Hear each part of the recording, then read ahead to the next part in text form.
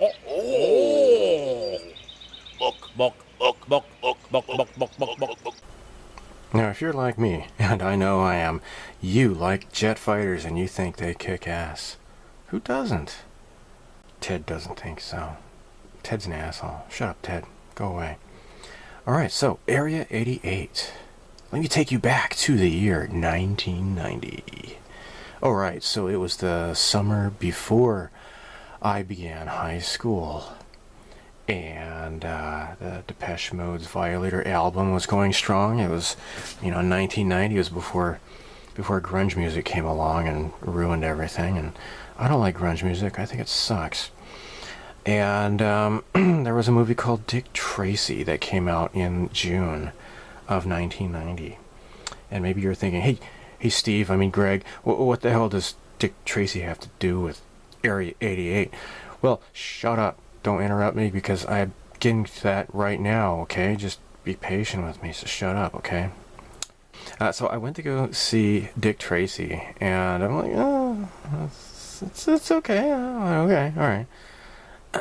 And there was a video game arcade next door to the movie theater, as there used to be back in the good old days, right?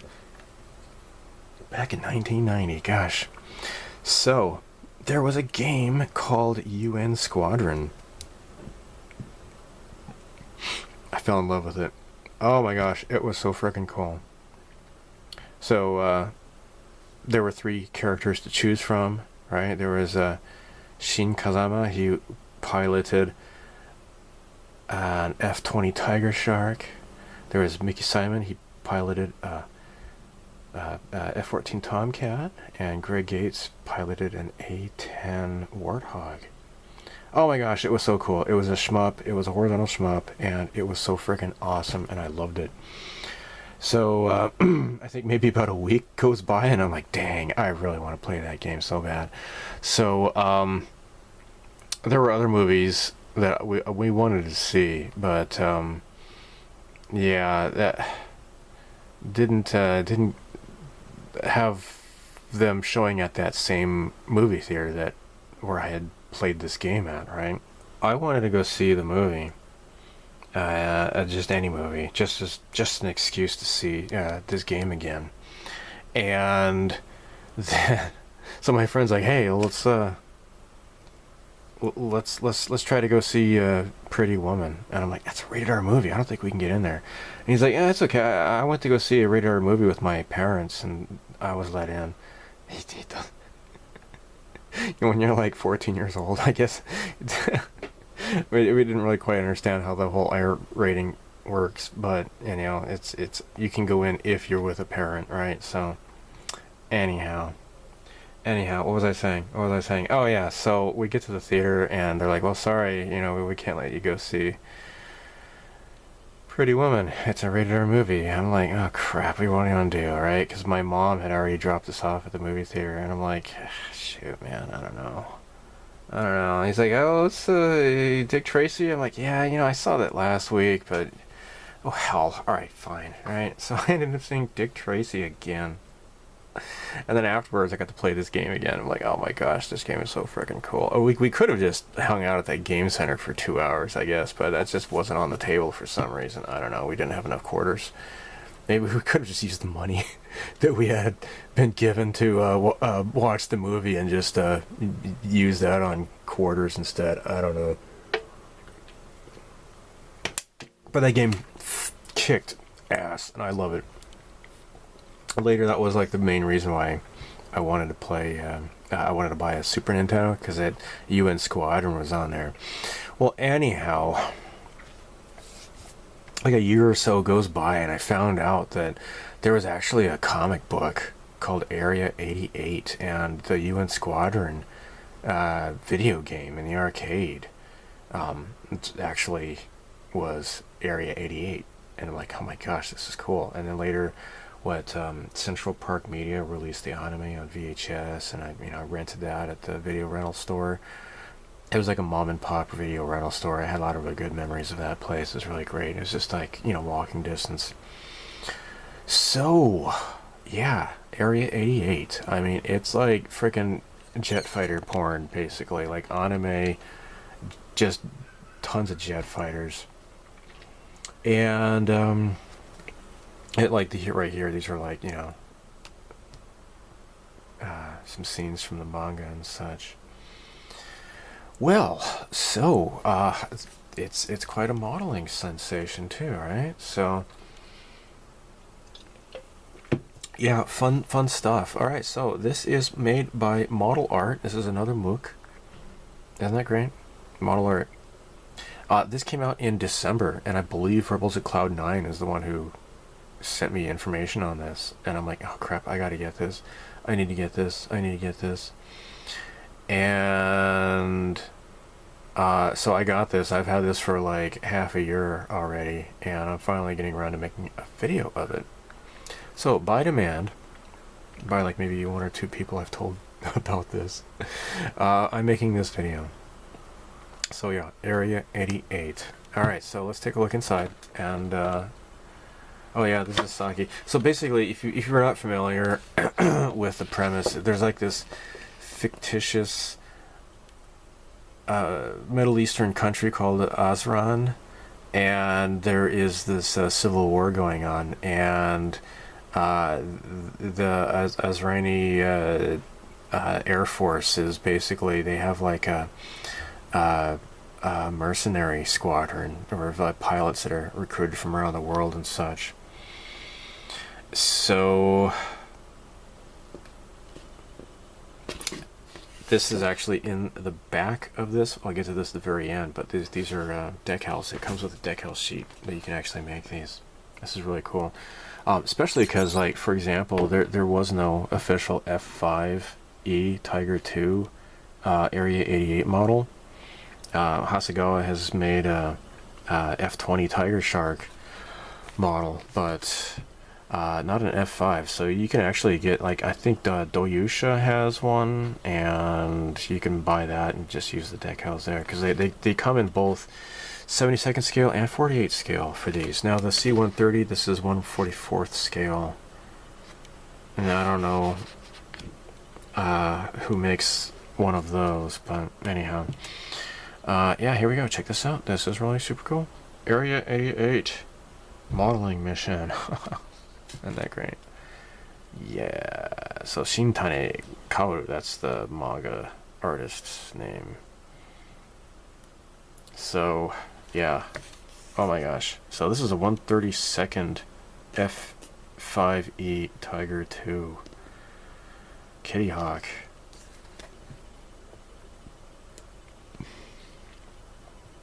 And of course, Tamiya 48 scale Tomcat. So there's lots of really cool dioramas in this. This is a 48 scale AMK Kafir C2. This is a 48 scale Academy A10 Thunderbolt Warthog. Isn't that great? I know, like, Hasegawa had released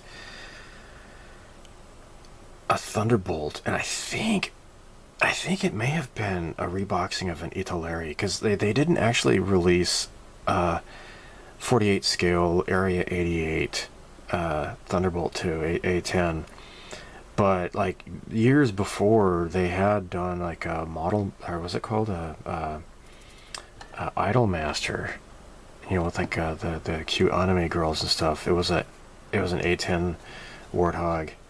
And I think that was probably Italeri, but anyhow, they didn't release a 48 scale version of that officially through Hasegawa. Now here's the X29, Grumman X29.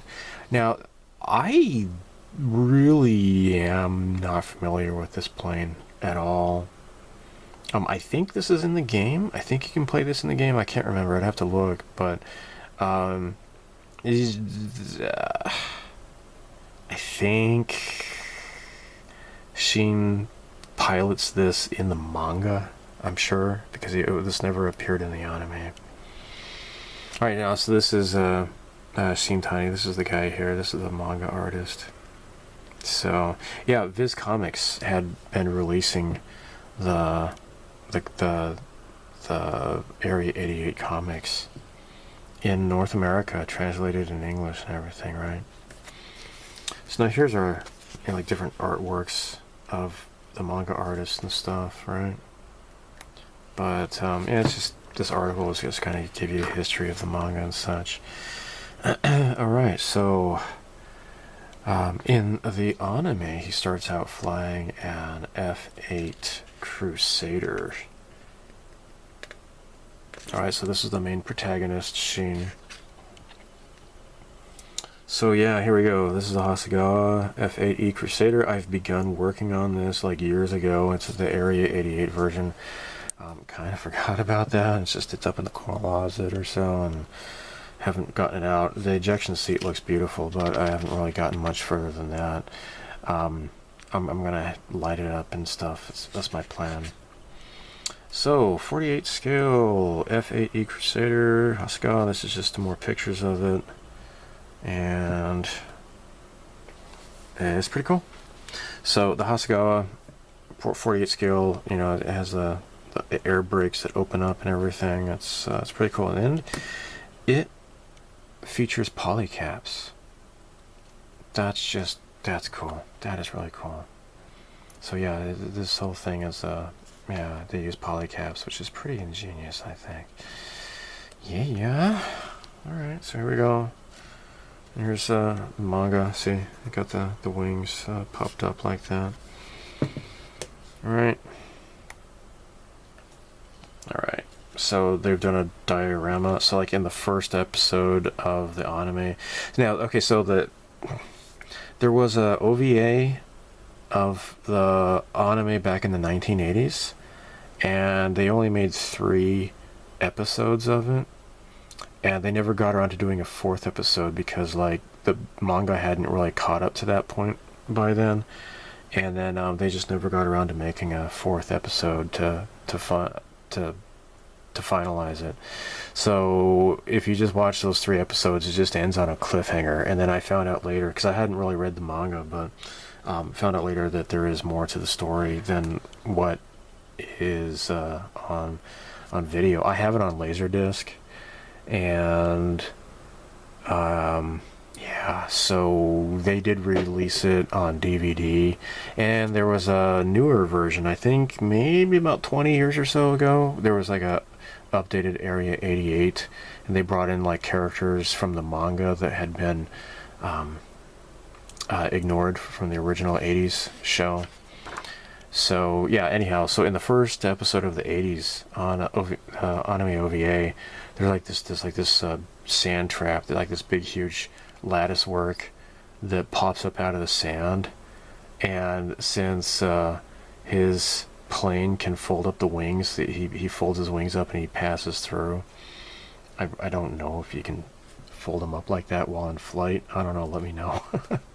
But anyhow, it's pretty dramatic. So it's him and one other guy, Boris, the Russian guy. They make it through. So here we go. It's just talking about like doing sponge effects and such, and stuff and things. Now this is the 72nd scale Academy Crusader kit, which I've heard is pretty great too. Don't really see a whole lot of Academy kits in Japan, unfortunately. Now, actually, I am currently building that F-14 Tomcat. It's Dayusha, but it's a reboxing of Academy. Alright, so here's that 72nd scale Crusader and diorama. Now, these little trucks here, I'm pretty sure these are Hasegawa. They look familiar. Like the little ground crew and stuff. They're basically Hasegawa figures, 72nd scale. Alright. So, unicorn mark profile. Yeah, it kind of changes between like the manga versus the anime and stuff. He pilots a Draken, J-35 Draken in the manga only. I think in the video game for the Super Nintendo, Super Famicom, he actually flies the Firefox, actually. The MiG, what's it called? The MiG 39 or whatever from Firefox, the Clint Eastwood movie, which is pretty awesome. Yeah, it actually makes an appearance in the old Super Nintendo, Super Famicom game. Alright, here's that F5E Tiger, 32nd scale by Kitty Hawk that we saw earlier. So the manga, it features the F20 Tiger Shark, and they kind of they were like, the manga artist was just assuming that the F20 was going to go into production, but it never happened. A little girl outside is throwing a temper tantrum. She's not happy. She is a nice kid, though. I see them outside quite often. My neighbors are nice. So anyhow, there he is in the cockpit. 32nd scale, though. Golly. Yeah. Okay. So this is pretty clever. They just used like these plastic pipes here to fit it together. Interesting. And they're using artist oils for weathering and stuff.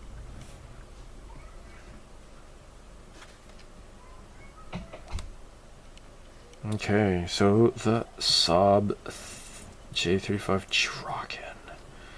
That's pretty cool. It's such an awesome looking plane, man. Where's it from? It's from Sweden? Yeah, it says Sweden. Yeah, way to go, Sweden. Very, very cool. It's so pointy.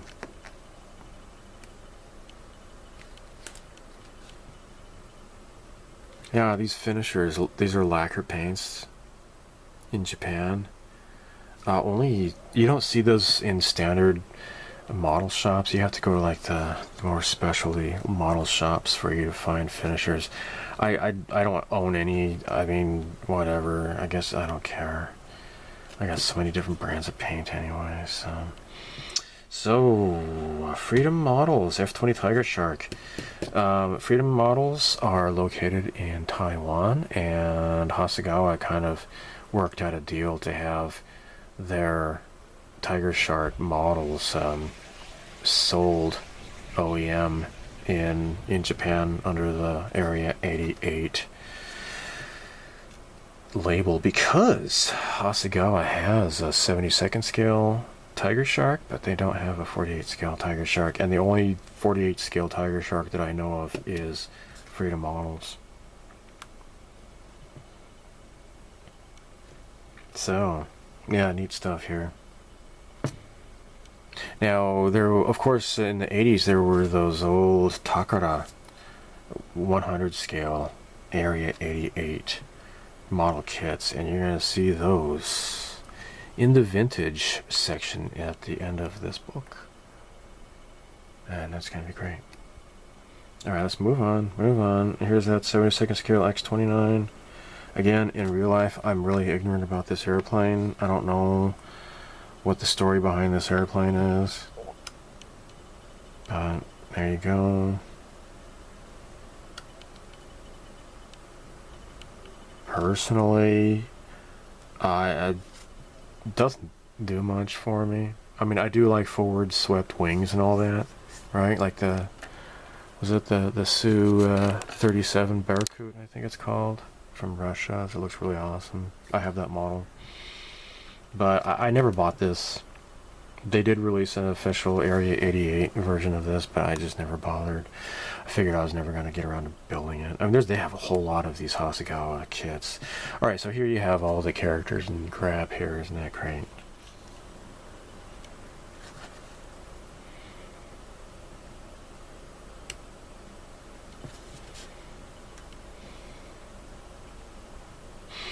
If you're familiar with the anime, you know a lot of these people. It's funny, like in the 70s, they would have like these like really goofy looking characters, right? Like that. It's just kind of, that's just the 70s style, you know. Leiji Matsumoto did that a lot in his anime. Alright, Now this is actually one of like the main bosses, I think, in the game, the video game, right?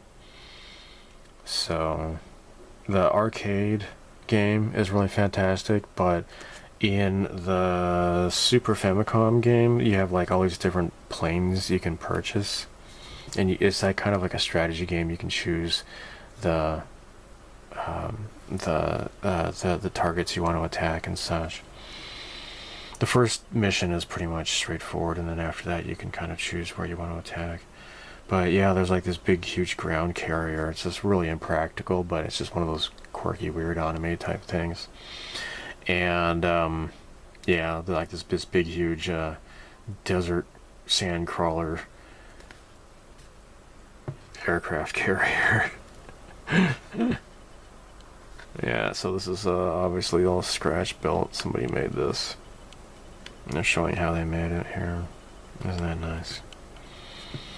Yep, and so here's like that enemy fortress thing here. I think you go into that in the arcade, or the arcade game, and the Super Nintendo game too as well. Oh my gosh, I'm gonna get back to where I was. There we go. Okay.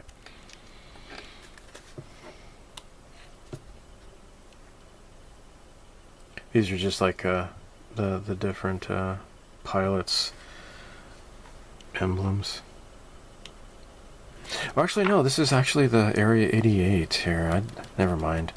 Yeah, there is like this this mountain base that you go into, and you fly into the core, and you know, blow up this big huge airplane inside and everything in the video game. But anyhow, here's a 100 scale Takara Super Saber.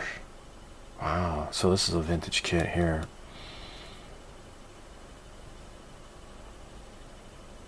Super Saber is, I think that was Mickey Simon's first airplane, I think, in the comic. And here we go. Tamiya's legendary Tomcat. Isn't that beautiful? But it's got the Area 88 decals, and we'll get to that later. So, yeah. Don't have this kit. I know were they called AMK? They have their own version of the Tomcat in 48 scale, and they did some stuff that even Tamiya didn't do. So it's all good. It's all fun. Right.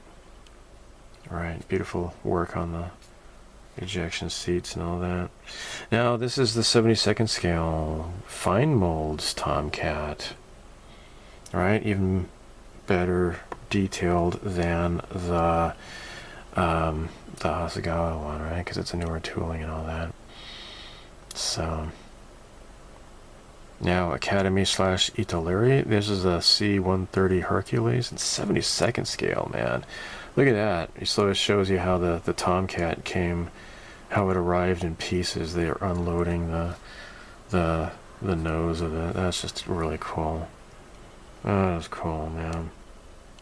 Yeah, look at that. It's just like the dramatic, and that is just such beautiful, man. The comic is just a real, just a homage of love to jet fighters. There are no F-15 Eagles in this series, though. You're not going to see any F-15s.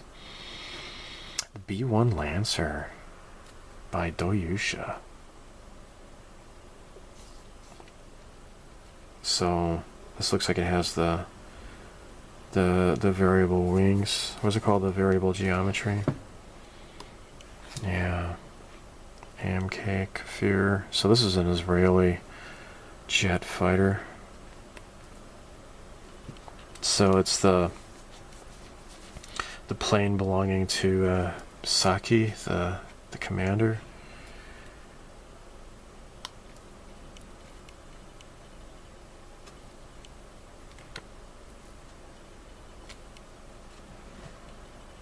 Blackburn Buccaneer.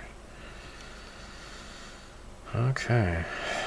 Yeah, this is Boris here, I think, right? Yeah. I think that's the character, isn't it?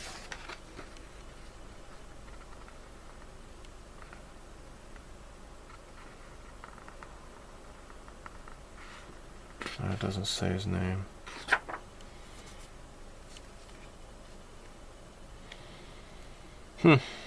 Airfix. 48 scale. Swanky. Pretty decent detailing in the cockpit there. Alright, so here's that Academy Thunderbolt Warthog. Okay. Shouldn't that be like silver colored though for like the lights? I don't know. Yeah, so in the game, in the game, yeah, like he shoots straight ahead and also like diagonally down, right? So he actually has two lines of fire, which makes it really cool to attack the ground targets and such. Each plane has their own capabilities and such, right? So, like the Tomcat, for example, doesn't have any bombs for some reason, although Tomcats can bomb in real life. I don't know. And the A10, if you choose that, it doesn't have any missiles, like air-to-air missiles for some reason. So you have to choose carefully which one you want. Monogram, 48 scale monogram, Thunder Chief. And this is that, I think he's a Vietnamese guy, I forget his name.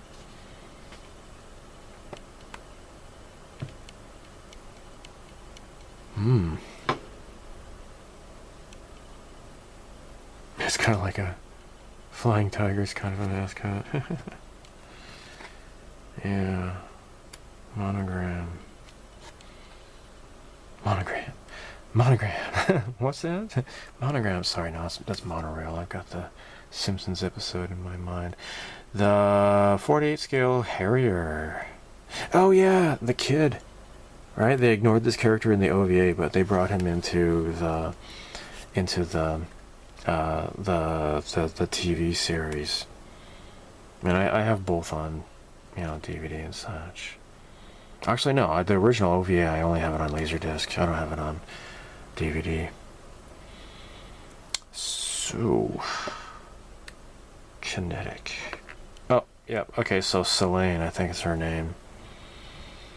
And they changed her name, though, for the...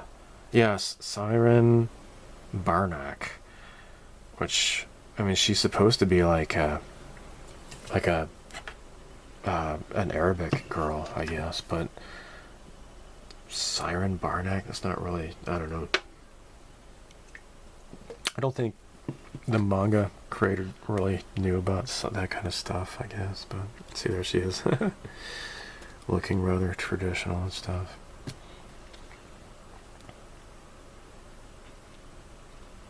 The Sand Queen. This is a Sonono Joe. Yeah, that's great. So she flies a Starfighter F-104. This is the 48 scale Hasegawa. I've got this. Right, they also released it in 72nd scale. Now this is a Boeing Yamato airline. Now this, I have this actually. They never re-released this recently, but they had, I think it was in the 90s, I think.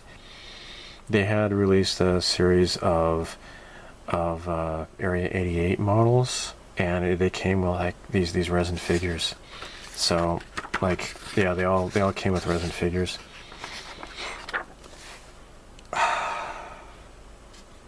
Here's an F-18 Hornet. It's like all black. That is sexy as hell. I don't know who this character is. I don't know. It's been a while. I'm not even sure if he was even in the anime. Maybe he was just a manga only character. I don't know. But F-18 Hornets are pretty cool. I used to not really care for them much until I saw the Top Gun 2. 48 scale Edward MiG-21. Somebody pilots one of these things, and I don't know who it is, but yeah. Alright, MiG-21 fish bed. That's cool. And who makes this? Well, I guess you don't see a model of this. They're just showing it here because it appeared in the anime or manga and stuff. Oh well, so here we go. The Area 88 catalog. So it's got like the new ones. It's got the old ones from the 90s, and these like the really old ones by Takara from the 80s. All right, so we're gonna start out with the Takara kits. Apparently, I have these. They come with like these figures here. Neat stuff. I have the Tiger Shark and I have the Crusader, and I'm thinking I'm gonna sell them.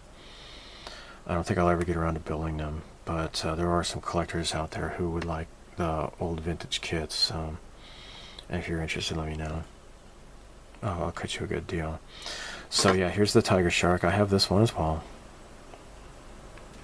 Yeah, I built the figure here, but then I don't know what happened to it. Stupid. But this one though, maybe I put them both in one box. I'll have to look, I guess. Now here's that Super Saver, right? The Mickey flies at first.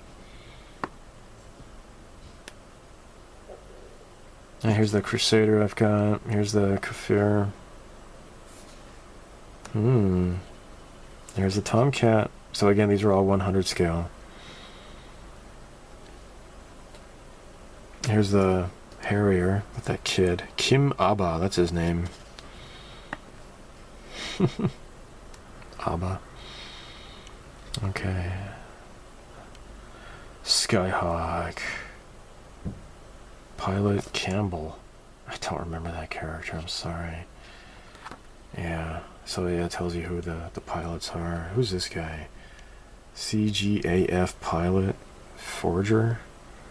I don't know. Yakolev? Oh, it's a Yak 36. Okay. I knew that. Shut up. So yeah, it gives you like the front and like the sides of the boxes and everything, and it gives you like the little pamphlet here, scans of the pamphlets. That's pretty cool. Here's a Flogger D. I think this is Boris. Yeah, I think that's Boris there, right? And then there's Greg Gates. He flies the Thunderbolt.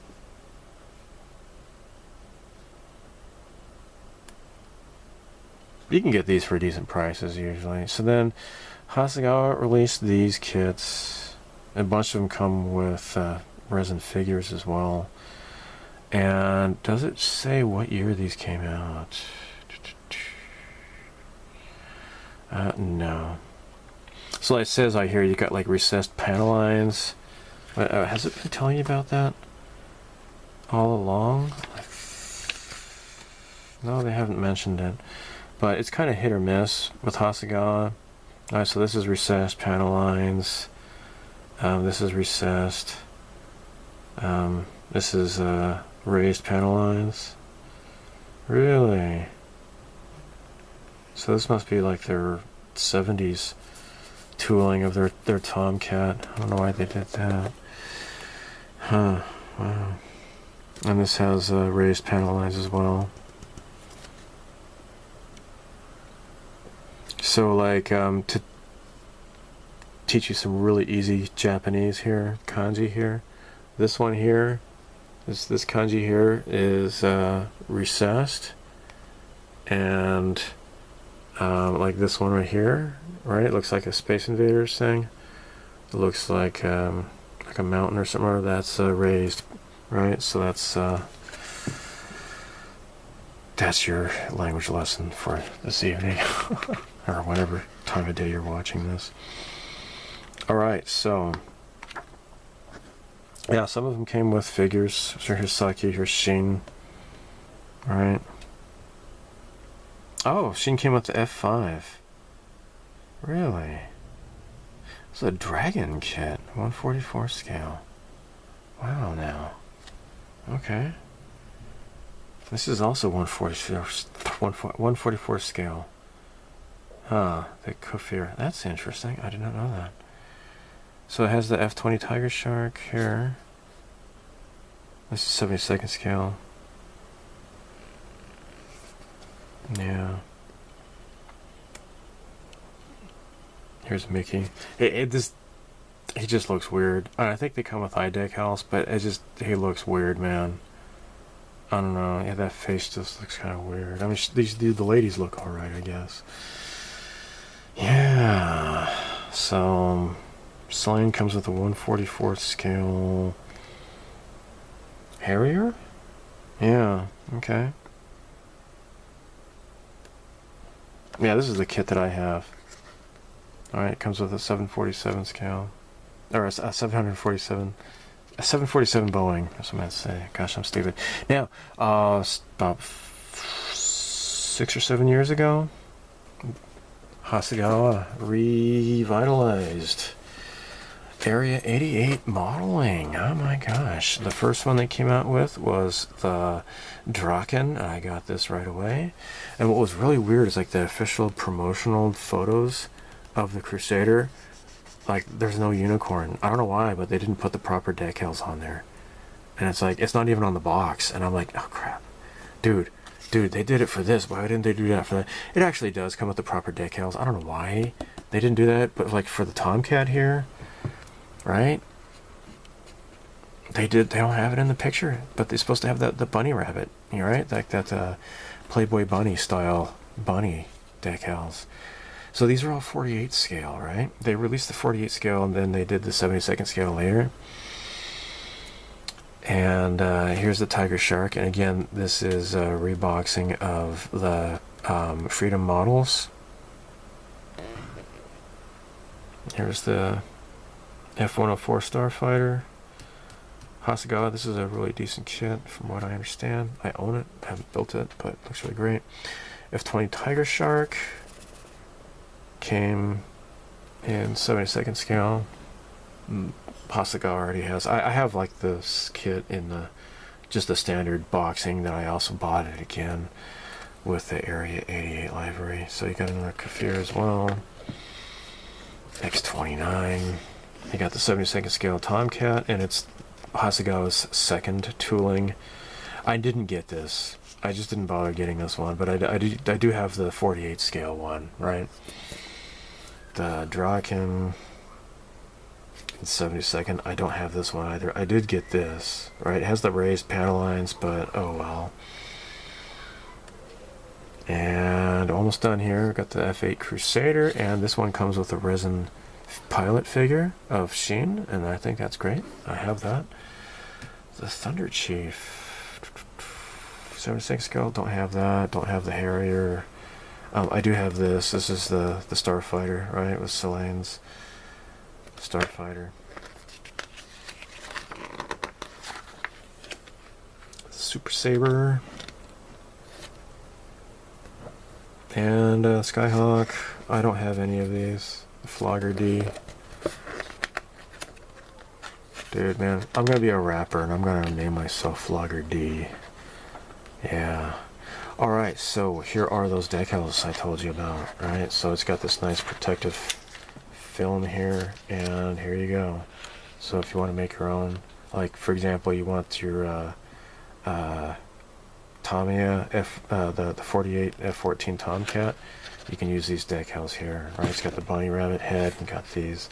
The hearts are for the Tomcat as well. And that's the end of the book. So thanks for watching. This is really great. I'm glad I bought this. So yeah, thanks for watching. Bye.